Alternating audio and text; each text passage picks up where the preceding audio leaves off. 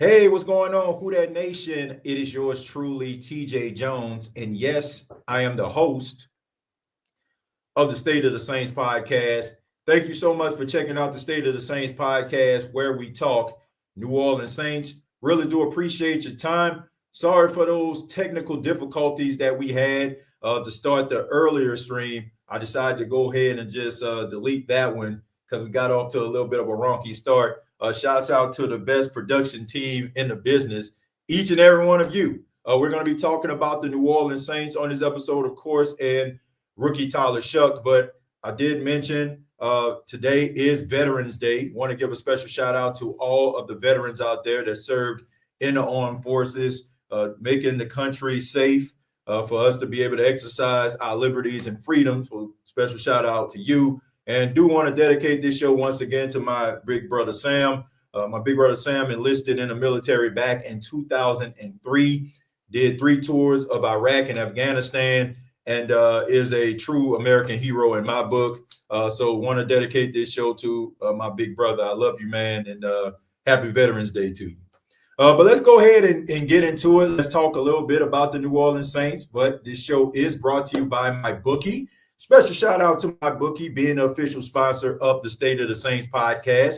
Now, as you all know, the New Orleans Saints are on a bye week this week. So you don't have to place a bet against or for the New Orleans Saints. But the good news is there are plenty more teams that you can bet on by using the MyBookie app. All right. And you can take advantage of the buy-in option up to 500 of them things. All right. $500. All you have to do is use the promo code Saints. All right. Use the promo code Saints. But let's go ahead and get into it. Talk a little bit about Tyler Shough. Tyler Shough has been a toast of the town around the city. Everybody has been talking about Tyler Shough. Everybody has been excited, going back, watching the tape, watching the all 22 of Tyler Shough, wheeling and dealing all over the field, back to pass, slinging that thing. Y'all know what I'm talking about, man. Has the New Orleans Saints fans super excited about what they're actually seeing. You got some Saints fans jumping out of the window quickly saying that this guy could possibly be the franchise quarterback. Whoa. I said, whoa, slow your roll, man. I mean, at the end of the day, I understand the excitement of the Who Dat Nation. I get it. I get why Saints fans are excited. Let's just keep it a buck. Y'all know how we do it here on the State of the Saints podcast. And by the way, hit the like button. Put them thumbs up, man. Get them thumbs up. There we go. Boom, boom, boom, boom, boom, boom. Get them thumbs up, man. Get them likes up. Y'all know what it is, man. Subscribe to the channel. But look, I get why Saints fans are super excited about Tyler Shough. I get it. I get why, because it's been a hot minute since we've seen the New Orleans Saints look credible at the quarterback position. Everybody has been looking for the last couple of years for that true successor to Drew Brees. Everybody, right? Everybody has been looking for that because Drew Brees played the quarterback position at the highest point. He was an elite quarterback. And some of the things that Tyler Shough showed in the game versus the Carolina Panthers had Saints fans excited. But it also speaks to how desperate the New Orleans Saints fan base is for some type of stability at the quarterback position, some type of standard at the quarterback position. But look, I can understand why Saints fans are getting excited about Tyler Shough.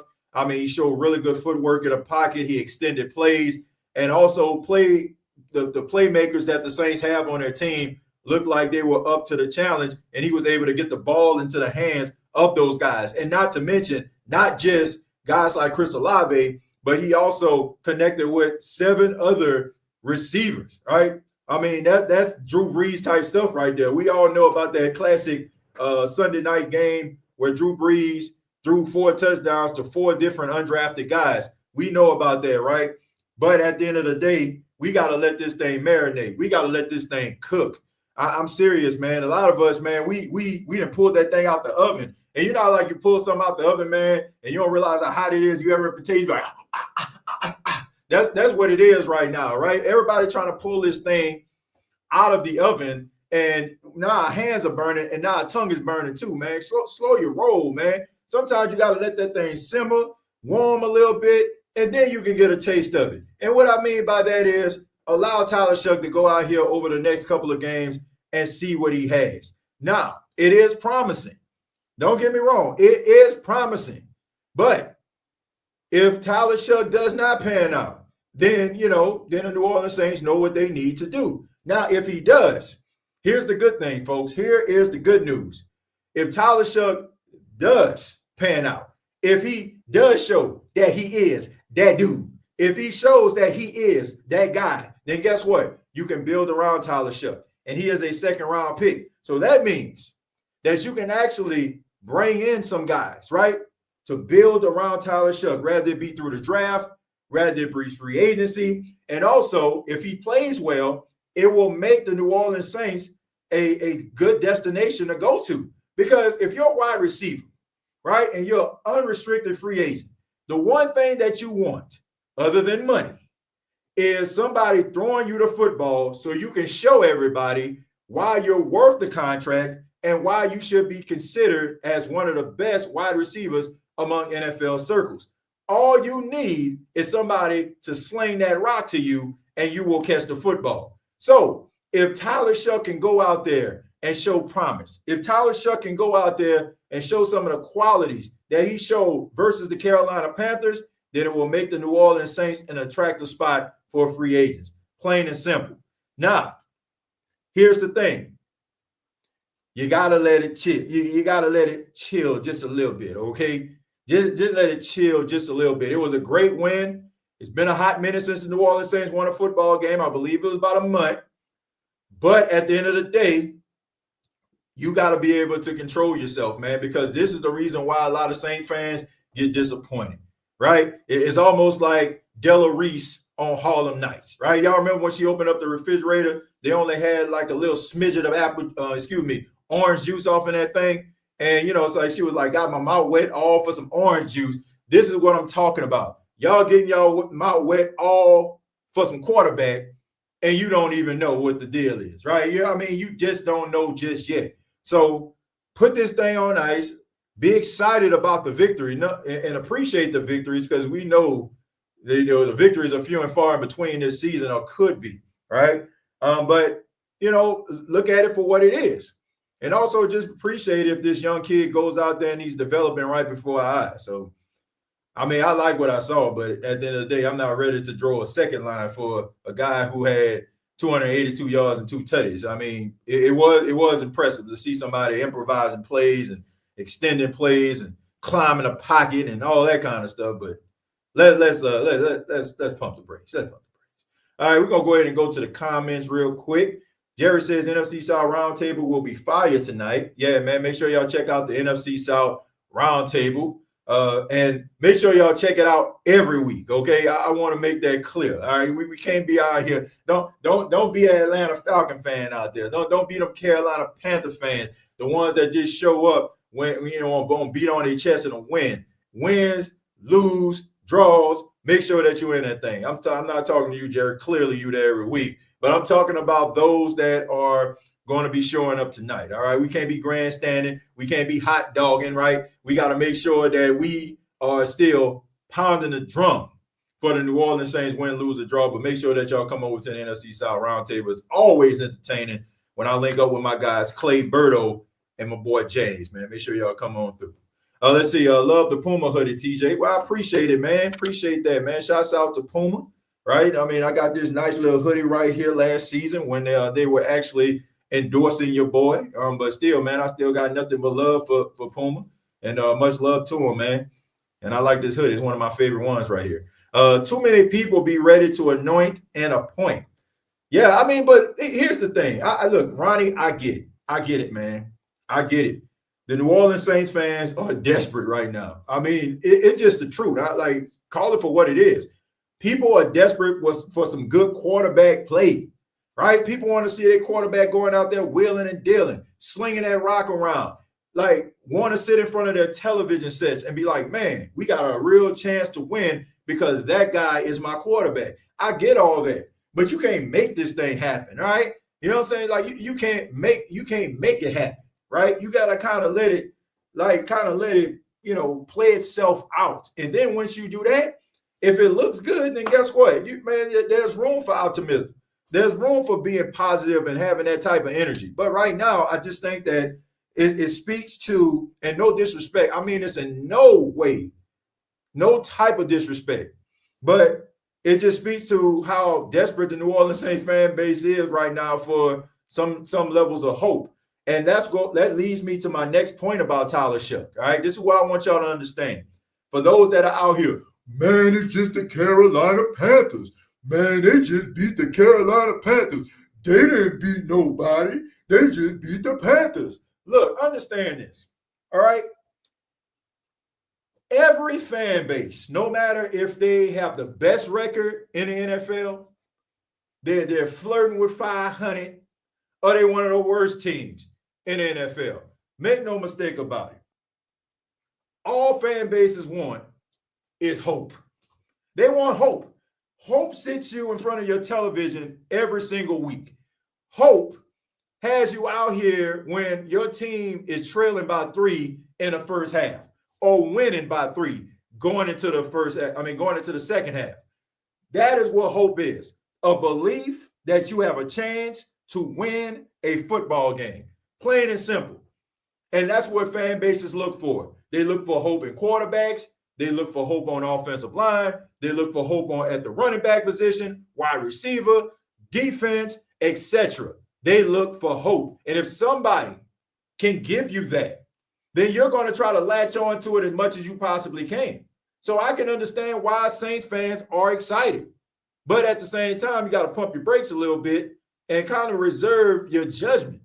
Don't just jump out a window like, yeah. Because this kind of reminds me of like those classic 1990 type Saints team. I remember one time, if y'all can just afford me a few minutes, when I was a kid and Wade Wilson was a quarterback, and I can remember the New Orleans Saints won 4 straight games. I mean, they won 4 straight. And that was insane. The Saints winning 4 straight? What? Huh?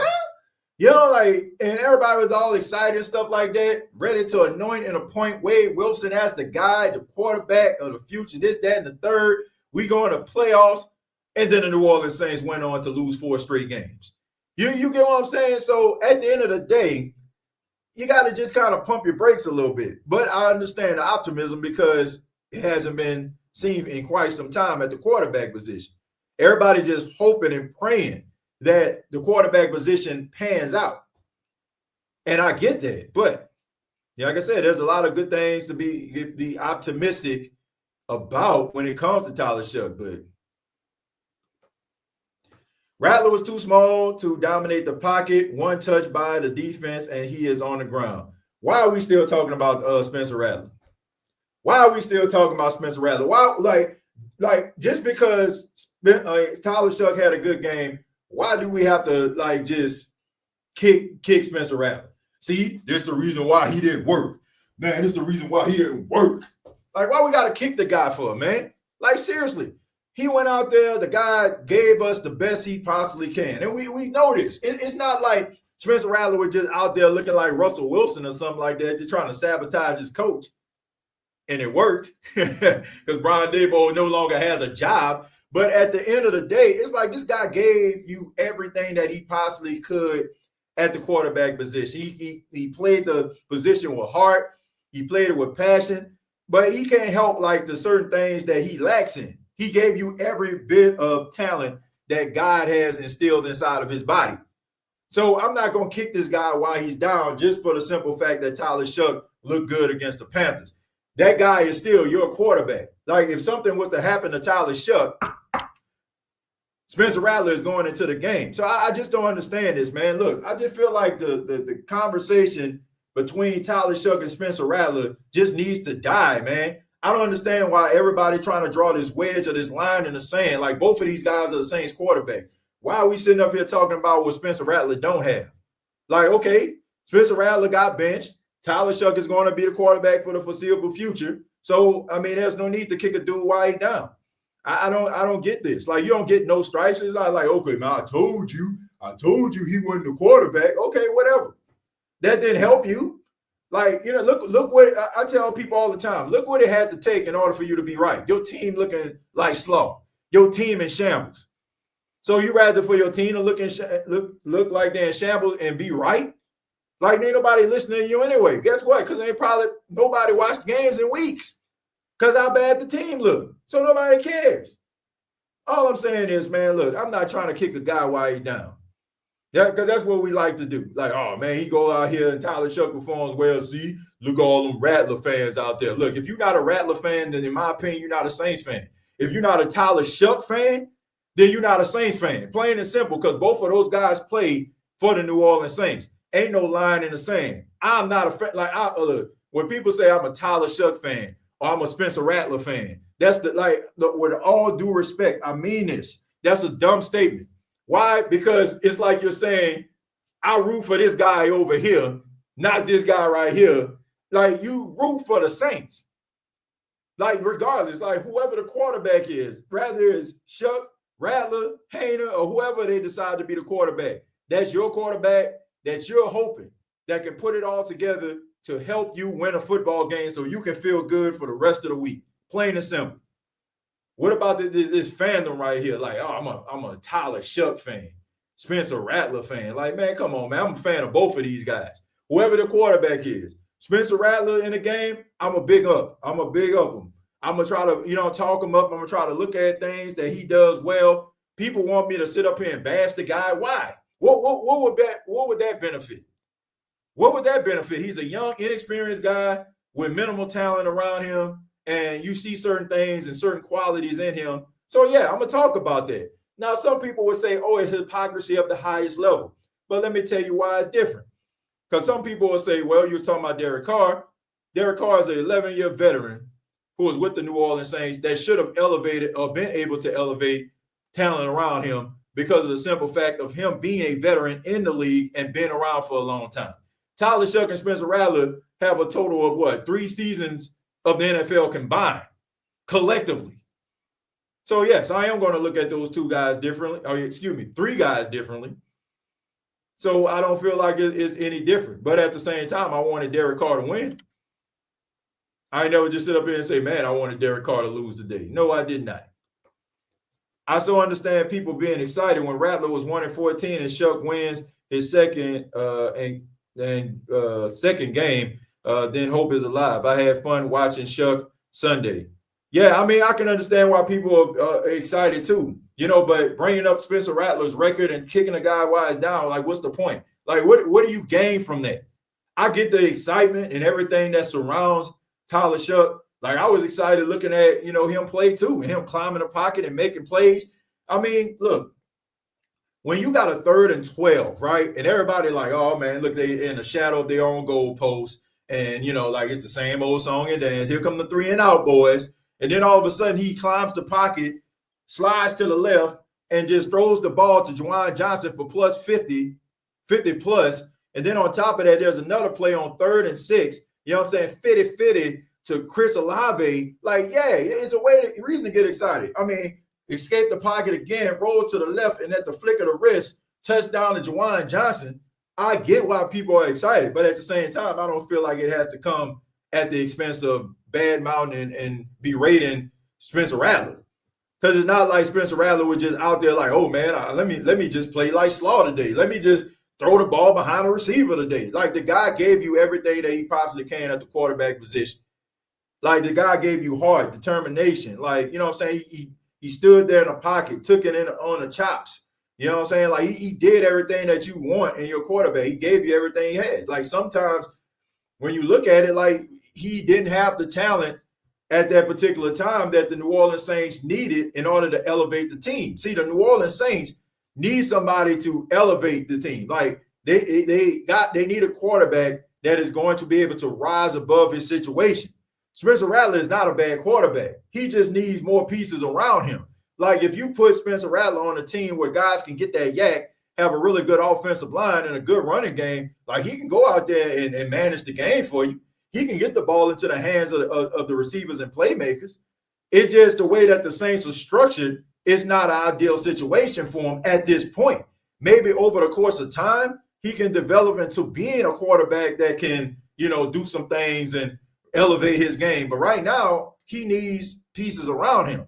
Tyler Shough, as of right now, looks like he still needs pieces around him. Don't get me wrong, but he can utilize what you actually have at this point. So two things can actually be true. Just because a situation didn't work out for a quarterback does not mean that he doesn't possess the skills to be an NFL quarterback. It just means that the stop or the area in which he's at right now is not ideal for him. That's like saying everybody that broke up with somebody is a terrible person. No, that just means that the relationship that you had wasn't good for you, right? Y'all wasn't seeing eye to eye. That don't mean that you're bad people. It just means that you're not the right fit for each other, right? So that's what I'm saying. Like you can't just sit up here and just say, oh, just because it didn't work out or he got benched means that he has no redeeming qualities. I just don't think that's fair, because we see quarterbacks that are having resurrections of their careers right now. If we was looking like that, then the Colts wouldn't have Daniel Jones right now. Sam Darnold wouldn't be balling out there in Seattle. Baker Mayfield wouldn't be balling out there in Tampa, right? I mean, we seen Kirk Cousins, right? You know what I'm saying? Like lead the then Redskins, go to the Vikings, had some good years, and he also had a solid couple games last season. So all I'm saying is, like, you can't sit up here and just talk about guys and say, oh man, just because they had one stop and it didn't work out. That is the true recipe for disaster. That's the reason why these quarterbacks always, walk around with this stigma, because it didn't work out in one place. We never look at the organizations. We never look at how the organizations don't put these guys in the best position to succeed. We don't look at the situation for what it is. Probably the organization is trying to figure it out. And just because you get a quarterback in the top 5, top 10, don't mean that quarterback at that particular time can be your savior. Just because you had a few outliers that came along to make change your narrative about what the quarterback position looks like. Because you had a CJ Stroud rookie season, because you had a Jaden Daniels type rookie season. Like, those are outliers. Those are outliers, man. You know why they're doing it. It's still Louisiana. Facts, TJ. Says, you right, but no, LOL, we are all Saints fans. We just have different choices of quarterback. I mean, you may have different choices of quarterback, but arguing and going back and forth, that just doesn't make any sense. That's like counterproductive. Like, you can say that you have choices, but that just doesn't make any sense. That's like to me, that's like saying, okay, if you're coaching a team, well, I don't want to say that. It's like having 2 kids or something like that. Like you gonna value your other kid over the other. Like they still your kids. Like that's the way I look at it. Like, it's still like a part of, like, it's still a member of your family. You still value, you still love. At least you should. Like, sitting up here saying, I'm team this, I'm team that. Like, what are we talking about here? They're on the same team. They're on the same team. So sitting up there arguing, like, you will never, like, honestly, you will never, like, convince me that makes sense. You will never convince me that makes sense. Now, you can have your choice. You can have your choice to who the quarterback actually is, but if it doesn't work out, like, guess what? I'm rooting for this guy. Like, who would you rather have? Like, at the beginning of the season, I was like, man, right there, Spencer Rattler, because he had the experience, right? But if Tyler Shough comes into the game, he has my support as well. That's the way I look at it. But people like sitting up here, man, Tyler Shough should be starting. Why ain't they starting Tyler Shough? Spencer Rattler sucked. He sucked. Okay, they bench him. Oh, y'all see? That's the reason why they bench him, because he sucked. Like, come on, man. That guy still your quarterback, gave everything he possibly could to the quarterback position, and I ain't got nothing but respect for the guy. So sitting up there like putting lines in the sand and all that kind of stuff there, like, it just don't make any sense to me. TJ, I watched you kick Derek Carr completely out of New Orleans. Yeah, I kicked him out of New Orleans because, once again, let me tell y'all something. I mean, I'll give you an example. And I'm glad you brought this up, Charles. Follow me. Kellen Moore, as of right now, the head coach of the New Orleans Saints, right? The New Orleans Saints are 2-8 right now. Everybody knows the New Orleans Saints had a bad salary cap issue, very minimal talent as of right now. We're not evaluating Kellen Moore the way that we're going to be evaluating him in 2026. Why? Because we understand that it wasn't an ideal situation, right? This is a rookie coach going into a bad situation that he has never, ever been a part of or ever been responsible for, like, turning anything around. So everybody is kind of learning about Kellen Moore as a leader of men as of right now. Tyler Shough making mistakes at the quarterback position. I am not going to sit up here and fully evaluate him like I would a Jared Goff or a Jordan Love. Why? Because the guy is a rookie. Same thing for Spencer Rattler. When you have a guy who has been in the league for X amount of years, double-digit amount of years, making mistakes like he is a second and third year guy, yes, I am going to evaluate him differently. All right? I don't feel bad about that at all. It's like, okay, my son is 6 years old, right? I tell my son, Paxton, don't touch that stove. It's hot, right? Don't touch that stove. It's hot. He can understand me. He can comprehend what I'm saying at the age of 6. He knows if he goes to that stove, I touch it, it's hot, I burn my hand. What do we learn here today? 2 months old, excuse me. Or really, yeah, he's 2 months old. That's on me. Let's say he won, right? He's a year old, right? He just learned how to walk and he goes over there by the stove. I say, Paxton, don't go over there by that stove. He's not fully comprehending what I'm saying. They probably don't know what a stove is, don't know what hot is, goes back over there, burns his hand. That is on me as a parent, right?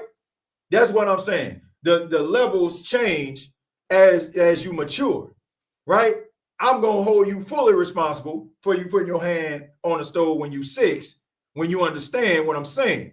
When you're 1, you're not really understanding or comprehending what I'm saying, what hot means, what a burn is. So I'm going to be very lenient with you. And I'm going to put that on me because that was my fault. Plain and simple. Derek Carr knows better, so he should have done better. If you have a young, inexperienced quarterback going out there trying to understand the speed of the game or trying to develop a rapport with his wide receivers, or, you know what I'm saying, like I said, just understanding like the blitzes and type of defenses that teams present to him, then guess what? I'm going to have a level of leniency with you that I don't have with a veteran quarterback, plain and simple. So, yeah. So when people like try to make it seem like, oh, you know, like you said this or did this, like, yeah. But look, everything that I do, trust and believe, I'm not just doing just to do. If you ask me a question or you try to make a statement about something that I said, trust and believe there's going to be like some type of research or there's going to be some type of explanation behind it. Why? Because I'm not just throwing stuff and talking out my behind. That's why I never feel bad about some of the things that I say. Some people will say, well, you said this, you said that, yada, yada, yada. But there's always justification as to why. Number one, because I know some of y'all. And I'm not saying you, Charles, but I know people. People watch your content for the most part just to try to see you stumble over your words, to try to see if they can find some type of contradiction in what you're actually doing. Because that's all I see, you know, for the most part in comments. Outside of the great people that's always talking about they enjoy the show, and I appreciate that. But there's always individuals in the comments talking about contradictions. Because that's what most people, you know, like to do. They, oh, man, you contradicted yourself. You said this one week and you said it. So you always got to make sure that you stay on your P's and Q's. I'm definitely holding a veteran quarterback, 10 plus years in the league, more responsible than a guy who's a rookie or going into his second year as a quarterback. Yes, I am. Yes, I am. And definitely, I'm definitely going to evaluate the circumstances different based on the situation that a coach or a player has been thrust into. I'm team win. Just win games. All I care about is effort. Make me believe you're going to win the game. Exactly. That, like I said, it's about hope, B jamming. It's about hope. If you can instill a level of hope inside of a fan base, then guess what, man? Everything else will follow. Everything else will follow, man. People really don't know football. I can't believe we have to explain stuff like this. And it's just, I mean, I don't know, man. But I would say this: it's the split screen culture. It's the split screen culture. I'm gonna get to Brandon in a second. It's the split screen culture. It's a lot. It's people that having these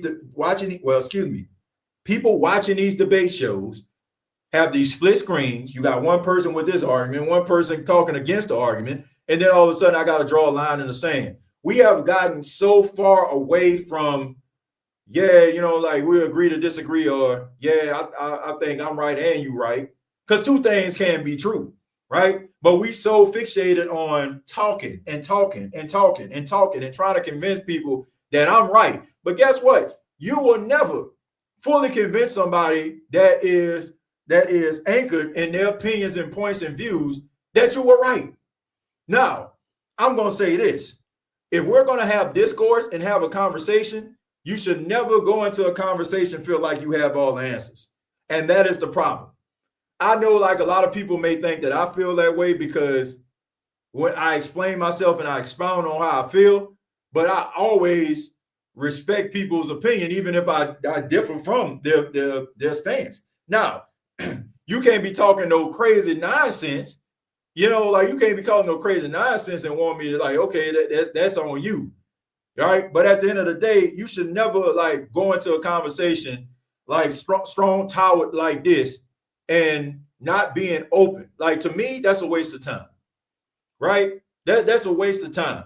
If you having a argument or a disagreement with your significant other, they talking one side, you talking the other, and there's no common ground in the middle, you might as well go in the other room. They might as well go in the other room too. Guess why? Because you're wasting each other's time. Because you're not open enough and willing enough to accept what the other person is saying. So, like I said, this split screen culture that we have right now makes us draw lines in the sand. Like, okay, I'm for this guy. I'm not for this guy. He has these qualities. They don't. Right? I'm always, look, if I'm on a team, right, I'm not gonna sit up here and just try to bash my teammate. I'm just not, man. I'm always gonna big up his qualities, right? I mean, that's counterproductive. If I'm just sitting up there like, not looking at what this person can actually bring to the table, like, why am I sitting up here like just going at this person? Like, this person's success is my success. My success is their success. So it's a team effort. I respect Kellen Moore for even choosing to take the Saints job. He could have easily just stayed in Philly until a better head coaching job came up. He went out there, he took a chance, and like he understood that it was going to be a tough out, and I think they all knew that. I think they all knew that, man. So, and that's the reason why, like, people like, man, they need to fire Kellen Moore, fire him, fire. Like, man, they ain't going nowhere. They ain't going nowhere. The Saints, to me, not even looking at this season the way that you would look at or evaluate. Like, it would have to be like completely off the rails. I'm talking about players like going up to the top floor, like talking to Gail Benson like every single week. Like, man, this dude sucked. Like, man, this ain't working. Like, you'll have to take like something like that. Like, he's not going anywhere. One thing about it is we might get some good players because Loomis like to overpay, and they will look at that. Well, look, we ain't drama. There's some validity behind that, but I want you to also take a look at this. Players want to win, right? I mean, sometimes money is not always the ultimate goal for a lot of these players. Like, they want comfortability, right? Especially like when they become an unrestricted free agent, because I want y'all to understand this. From the time that these players step foot in a National Football League, they are told where they're going to be playing, like who their coach is, who the strength and conditioning guy. Like, you have no choice but to accept this. We have this infrastructure. We drafted you. We got this coach to coach you. We got this strength and conditioning guy to do this, that, and the third. For 4 to 5 years of these guys' NFL lives, they're being told what to do. When they become an unrestricted free agent, for the first time since they decided what college they wanted to go to, and if they're good enough, like, okay, I'm going to go to this college for this NIL deal, right? You have choices. This is where they at. They're unrestricted. So they can go back to the whole recruiting process, right? Woo me. Make me excited. What can you bring to the table? This is what players are looking at now. Like, at first, and then on top of that, they want to win too. So you got to convince them that they have a chance to win. If you have a wide receiver, right? that's pretty talented, unrestricted free agent, could be a 1,000-yard number one guy for your team, but you don't have a quarterback that can hit the back of a barn door. I don't care how much money they're throwing at you. You're not going to go there. You're not going to go there. Like, you're going to be like, okay, man, I'll circle back around now. Some of the prices and some of the verbiage of other teams not really talking. Maybe you'll go there and be miserable for a year or two. But for the most part, these guys want a quarterback that can actually get them the football. And this goes back to what I was saying before. If Tyler Shough, over the next few games, can go out there and build on what he did against Carolina, if he can look better each and every week, if he shows flashes each and every week, then guess what? That unrestricted free agent, defensive player, offensive player, guess what? They're going to look at it and be like, man, this dude right here, man, I think I might see what the Saints talking about. I like this dude. Yeah, he a rookie? Man, I think he can get me the football. It's going to give guys, I guess, like, it's going to open their eyes to what the possibilities could be if they were to join the team. But if you don't have anything to offer, except, I don't know, some money, that's cool. But, bro, you can have all the money in the world, but if you're miserable, you're going to be miserable. You're going to be rich and miserable. So, I mean, at the end of the day, man, you have to understand this is a recruiting process once these guys become unrestricted free agents. Let's talk about how bad Bryce Young is. I mean, man, I thought he would be that dude in Carolina. Two, I hope Tyler works out. I'd rather draft a playmaker. Imagine having a playmaker, tight end, wide receiver, or running back. Trizzy, you're absolutely right. I ain't never going to say nothing bad about Bryce Young because Bryce Young gave us all what we wanted, which is he was the main reason why they fired Dennis Allen. So I would never say anything bad about Bryce Young. I think that the guy is talented. I think that he does possess certain skills, but at the end of the day, I just think that, his height sometimes plays a role. Also, I think he's in his head, and allow me to, help you to understand what I'm saying. When you are being told certain things like you're not good, you're a bust, you're the number one overall pick, there's a lot of pressure that comes with that, right? And I just think sometimes when things don't go his way, he gets in his head. And you also have to understand that a lot of these guys, this is like the first time in their entire life that they experience true adversity. Do you understand what I'm saying? This is the first time in their life they really experience true adversity. Because when you're in high school, you're the best player in the state. You're the best player on the field. You go to Alabama, surrounded by the greatest players in the country, coached by the greatest coach in the game. Y'all get what I'm saying? So where's the adversity in that? You don't really experience true adversity.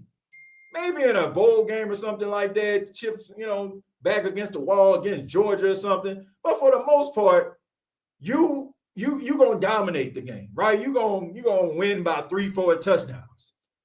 But when you go to the NFL, you're number one overall pick.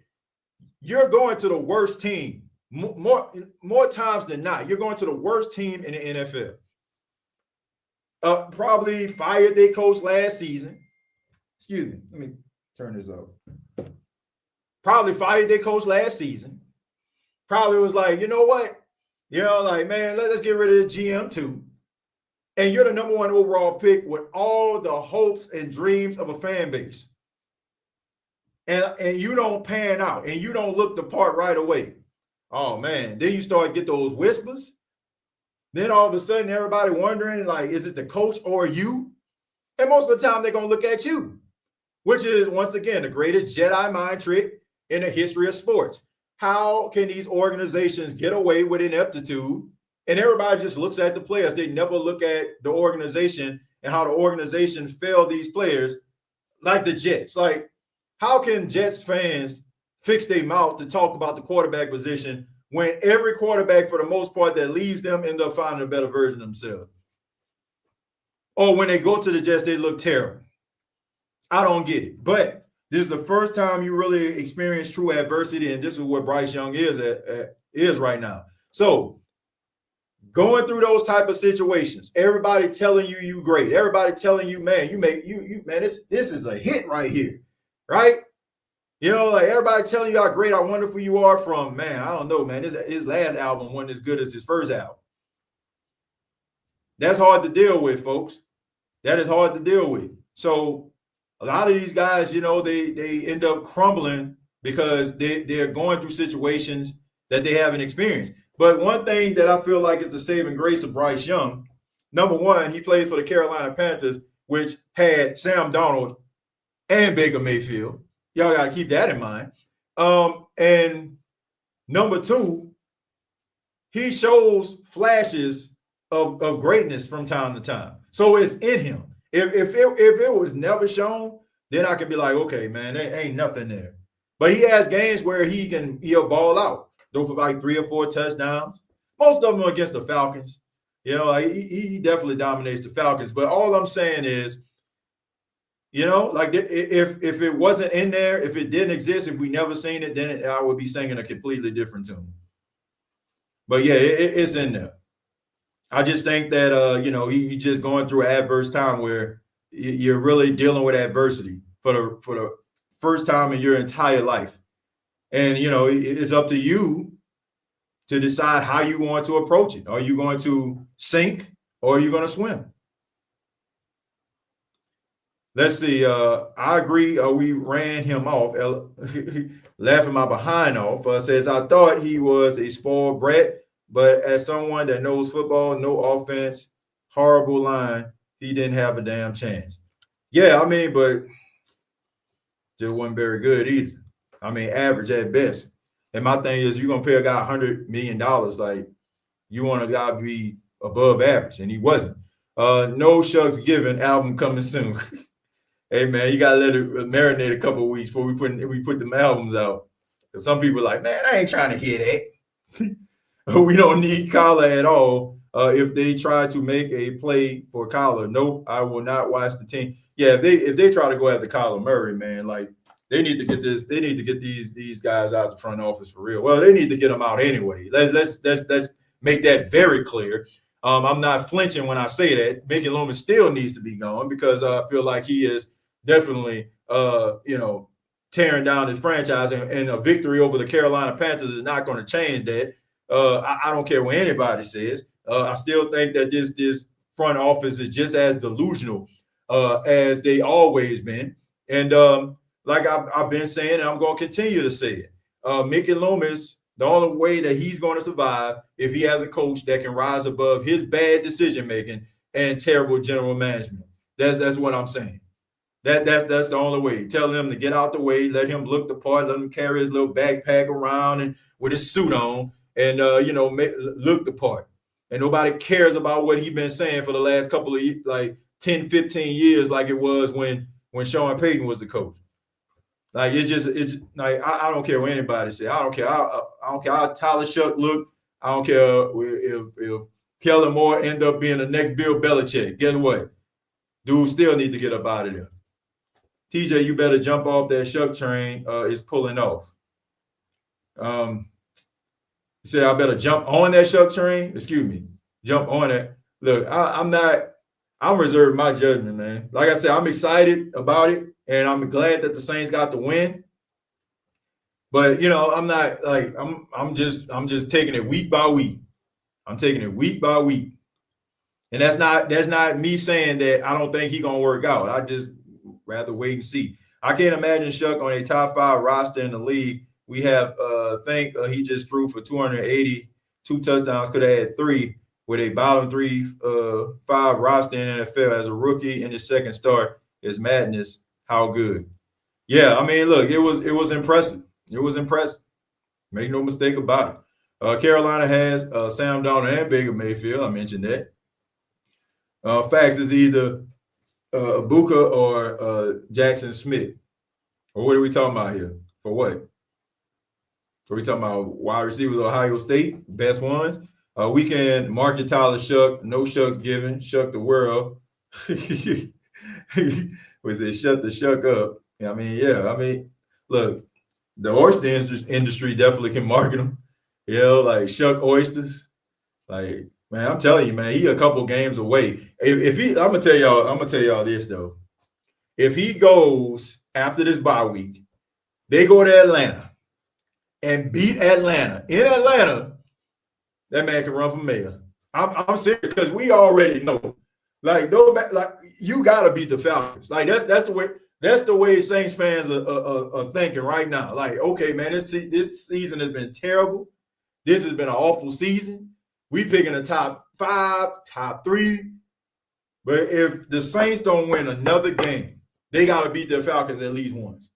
Twice, like I said, twice, this man getting about 3-4 sandwiches named after him. He getting about 3-4. If they sweep the Falcons, he getting 3-4 sandwiches named after him. If he goes out and beat the Falcons in Atlanta, he balls out against the Atlanta Falcons, bruh. I'm telling you, man, like that they definitely gonna throw a second line for him. They're gonna think New Orleans people crazy. I'm telling you. Like, that's how much beating Atlanta means to the New Orleans Saints. Like, if the New Orleans Saints go 3-14, if they beat the Falcons once, they good. Like, okay, man, it just wasn't our year, but we beat the Falcons. You got to beat the Falcons. If he does that, then I'm telling you, like, Saints fans definitely ain't gonna be able to restrain themselves. I'm surprised we're not talking about Jake Haener. I mean, I like Jake. I think that he's gonna be a really good coach one day, but I don't see we no need to talk about him. I'm not a fan of Rattler. Is what it is. You may not be a fan of him all you want, but he still played for the Saints. Let's see. I thought we were at home versus Atlanta. We are at home versus Atlanta? Hold on. Let me see. Let me make sure. Let me see. Well,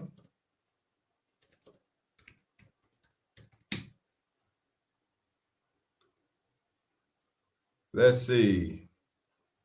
November 16th, Mercedes-Benz Stadium let's see. Okay, it is. It is in New Orleans. I'm sorry. My mistake. But if he goes out and he goes to New Orleans, all right, and they in a home game and they beat the Atlanta Falcons, bruh. Thank you. I appreciate that, man. Look, I ain't have the schedule right in front of me, but y'all get what I'm saying. If he goes out and he beats the Atlanta Falcons, then I appreciate that. Y'all know it better than me, man. Like I said, I just look at it was on a bye week. I look at the schedules. I know the next game they played was the Falcons. I just didn't know if it was at home or away. No, they come home to the Dome. I appreciate that. Say hello to the biggest Falcon troller in the world. I like to pride myself as a pretty good one myself. Let me tell y'all about riding the Dove train versus riding the L train. Kool-Aid can't get cooked all game versus the Falcons. TJ, let people be happy. Damn. What do you mean let them be happy about what? Let them be happy about what? What did I say that didn't garner people being happy? Like, what did I say? Like, you want me to sit up here and say, oh, man, man, that's the great, man, the Saints they about to win the division now. They about to go to the Super Bowl. Like, man, everybody happy and they excited about what they seen from Tyler Shough. But like I said, man, like, I don't know, man. I'm just not one of those people like that just gonna sit up here and just lie to kick it, man. Like, it was a great performance, but it's something that you definitely can build on. If he continues to build on it, then great. But I don't know, man. That's probably why I'm on an acquired taste. Because maybe if I was like, I don't know, maybe if I was a little bit more delusional, I think that maybe my numbers will be higher. He beat the Falcons twice. I shipped one of those sandwiches up here to the PNW. Look, I'll tell you, man. Look, if he does that man can run for mayor. We at home, TJ. Said we got you, TJ. I appreciate it, man. Look. If he balls against Atlanta, we crowning him. Yep. I'm telling you, if he balls out against Atlanta, he gonna be presidential status in New Orleans. Y'all leave TJ alone. That comment was funny though. Say let people be happy. Yeah, man, be happy. But man, sure, at the same time, man, I ain't about to sit out here and jump out no window like that. J Live, we get it, buddy. You hate Rattler. I don't know what he did to him, man. Rather, let me see. TJ, don't mind J Live. He is a big Jake Hanna fan, and he wants him to be quarterback one. Well, I mean, look, with all due respect to J Live, that ship has been left the dock. I'm talking about when the Titanic left the dock. That was about what 1919 or something. That's gone, bro. TJ, I like that small window look. Like you, the neighbor, walking by and hollering at us. What up, fam? Yeah, man. There's I don't know if y'all know this or not, but there's two different angles that you can actually choose from. There's the landscape and the portrait angle now. So if you wanted to watch me in full screen, you can do the landscape, portrait if you want to kind of just watch me on the phone. I don't know. I was looking at like the angles and stuff like that, but it's like I'm like right here sliding through, like on the portrait angle. Like if I can get too close. But like it with the landscape angle, it's like wide angle. So you'll be able to see me. But it's like people like for that's on a cell phone. But I feel like it was a little bit too close. Tyler pulled that off. I'm leading the second line. Y'all gonna see me all over social media. Yeah, man, that they're gonna have a second line for that boy. Let's see, Mad Drummer, we don't care. TJ Shough finna put up 30 on the Falcons. If he put up 30 on the Falcons, if this man go out here and score 3-4 touchdowns against the Falcons, telling you, man, they're gonna be like, man, we got our guy. I think sitting on the bench helped him. And if the defense played like we probably don't see Tyler Shough, is not a knock on him. I'm just saying. Well, look, the way Tyler Shough was playing last week, I think it inspired the defense. If you're a defensive player, like, man, I don't care. Like, if you play on the opposite side of the football, let's just say if you played offense and your defense ain't stopping nobody, dudes be talking. Like we ain't like about to go out here and just throw you under the bus to nobody, but you be on the sidelines talking like, yeah, like, man, this dude, man, I don't know, man, this boy can't stop nobody, right? It's like what Chase Brown did with the Cincinnati Bengals. Like what he said to the media is how dudes be talking on the sidelines, right? But if you see a guy out there wheeling and dealing, and you see him out there slinging a rock, like, like he moving around the pocket, evading pressure, throwing the ball down, or like, oh, snap. Okay, man, we got something here. Let's go out here and ball out, right? It gives you that extra juice. Now, sometimes it's just not your day. Like, I don't care. Like, you just go up against a team, run up against a buzzsaw, and you just end up getting absolutely skunked. But at the end of the day, most of the times guys rise to the occasion when they feel like they got something that they're actually playing for.